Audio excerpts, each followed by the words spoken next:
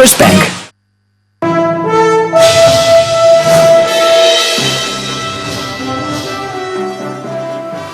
Hello, good evening. Welcome to Business News. I am Adeshewa Josh. Some West and Central African countries have teamed up with Nigeria to attain regional trade integration through ease of cargo movement via the waterways. A forum on this subject matter held in Lagos, and it was revealed that a West and Central African company has been floated to help realize this goal.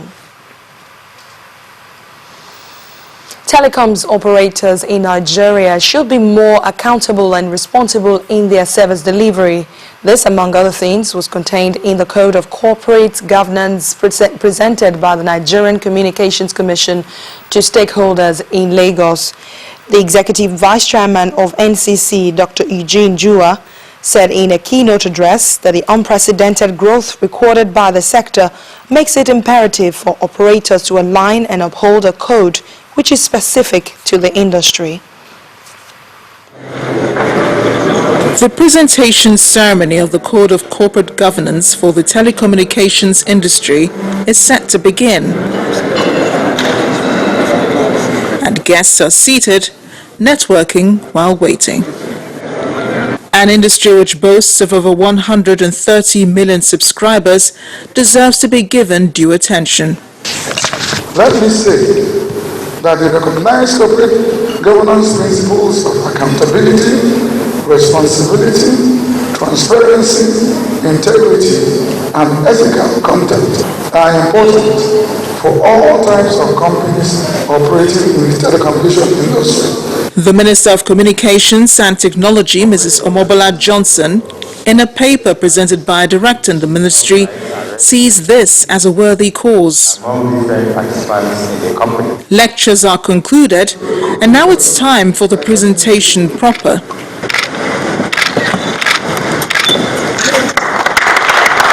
Participants applaud the initiative.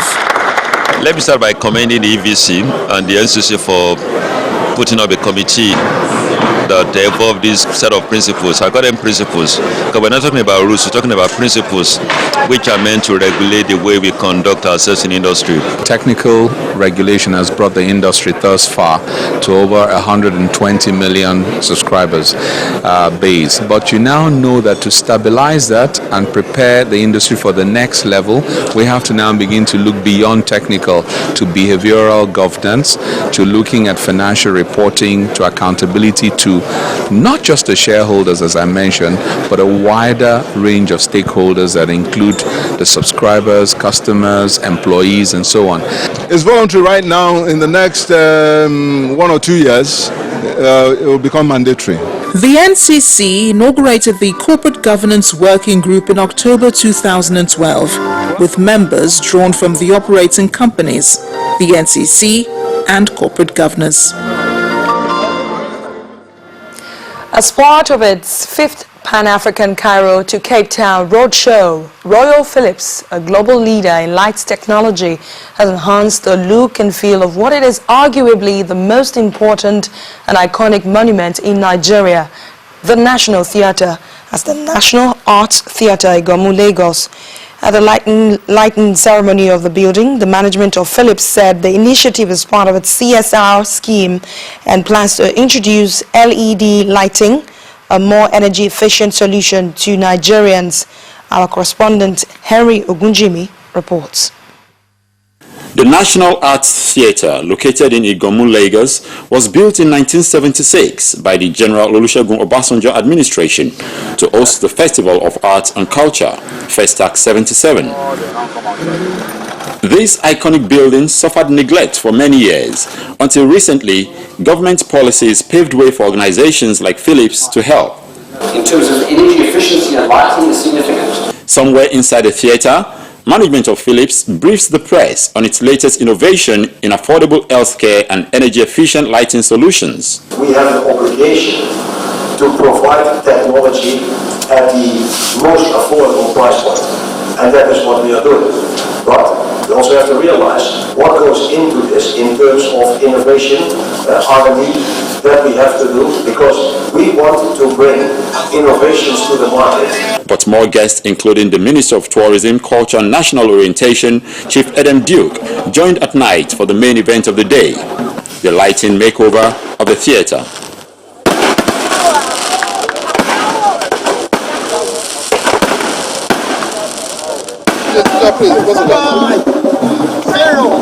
We see this as the beginning and a catalyst of the new National Theatre that we hope this administration will bequeath to Nigeria. And so we're looking at new partnerships, new investments, new programs, and encouraging greater traffic to the National Theatre and for it to play its role as a truly iconic heritage site for Nigeria. But why energy efficient lighting and the National Arts Theatre? One of our key initiatives is to ensure that we connect with the community and give back to the community. This is one of those processes, and National Theatre is a very good symbol for us. And when we say energy efficient lighting, it gives benefits in many ways. For ourselves as individuals, if you transition from your current light sources to energy efficient lights, you will save on your energy bill. So your NEPA bill, you see a reduction in your NEPA bill. Apart from beauty and efficiency, Phillips also says the technology is affordable and urges Nigerians to contribute in reducing the energy need of the country. Henry Ogunjimi, Channels Television News. The federal government has launched a pilot scheme of the electronic warehouse receipt system for Nigerian farmers. The scheme will enable farmers to deposit their commodities at an accredited warehouse where an electronic receipt is issued for the farmers to use as a loan collateral or hold on to it until the price of their produce appreciates and is sold on the Nigerian Commodities Exchange. The Minister of Trade and Investment, Mr. Olusegun Ogaga, described the scheme as a major enabler of inclusive growth and a step for achieving the socio-economic goals of the government.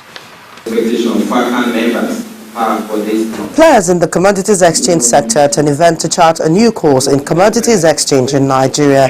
The gathering was the launch of the electronic warehouse receipt system, which will enable Nigerian farmers exchange their produce for higher prices. Warehouse receipts is a program where farmers can collectively put their commodities into storage, obtain a receipt, and then use the receipt and get a loan from the bank to meet their cash flow needs.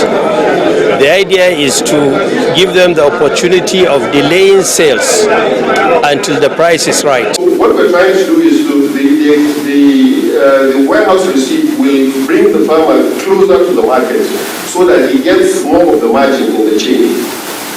Once we have a functional warehouse receipt, the farmers will see that the buyers are paying premiums for the high quality products.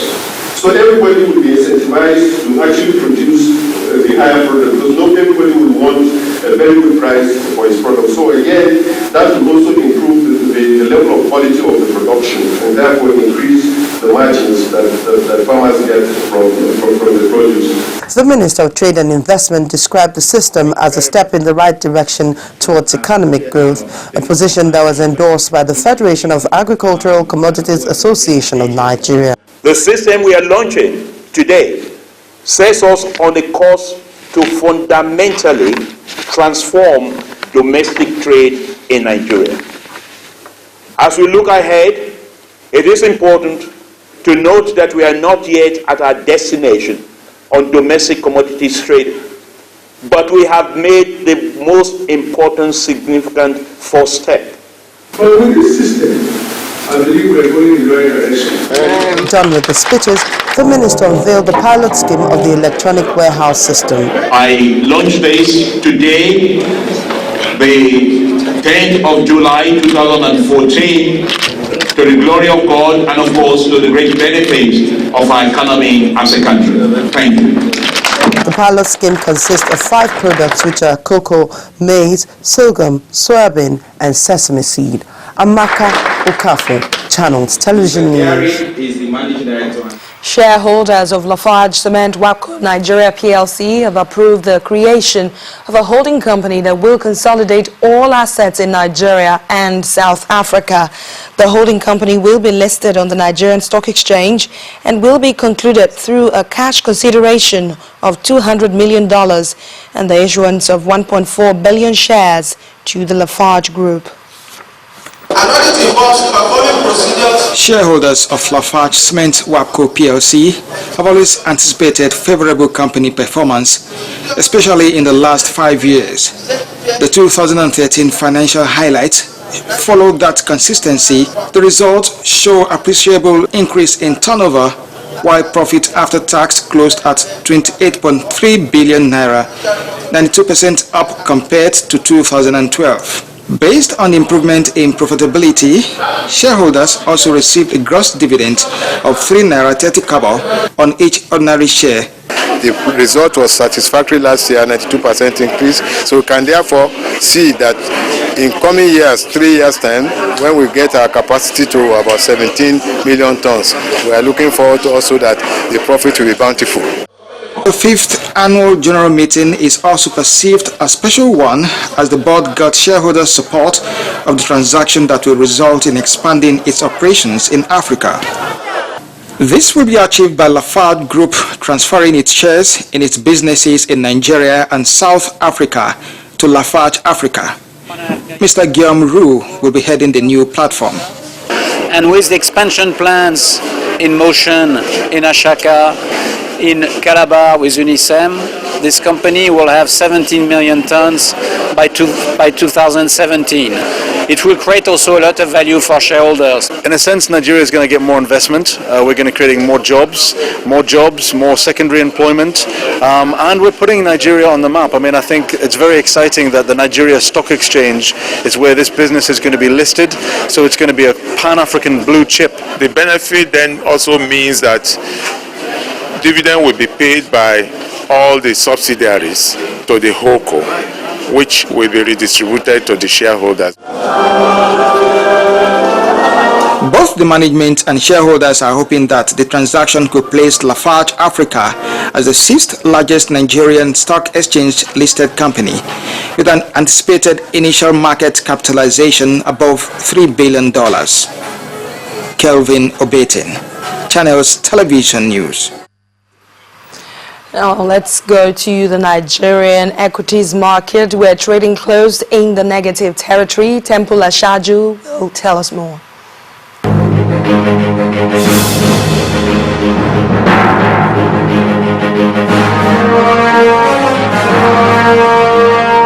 Hello and welcome to the Stock Market Report. The local bourse lost some gains recorded in its previous session on Thursday. This was owing to profiteering on the part of investors. While most of the sectoral indices ended southwards, the all-share index closed at 43,004.38. having dropped by 0.08%. Now, similarly, the market's capitalization closed at 14.19 trillion naira. The market breadth appears good, with 28 gainers to 20 decliners, as Transcorp took the lead to advance in price by 5.31%.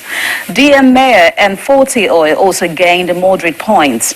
On the laggards table are Qtix PLC, Japan Oil, and Red Star Express, which shared 15 kobo. The volume boosters are topped by Unity Bank with over 67 million shares recorded in transaction. Transcorp and First Bank also registered on that list. When the closing bell rang, over 310 million units of shares had been traded in 5,568 deals, and all that was put at a value of 3.61 billion naira. And that's it on the Stock Market Report. I'm Bolaji Akinwale. Well, of course, that's Bolaji Akinwale. That's Business News Tonight. The News at 10 continues in a moment.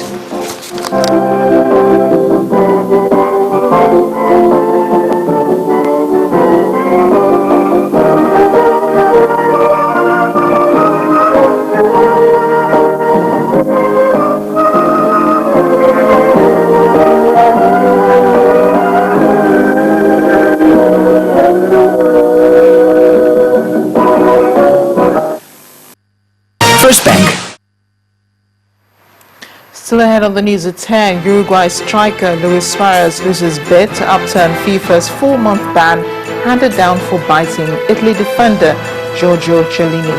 That's in sports news. Please stay with us.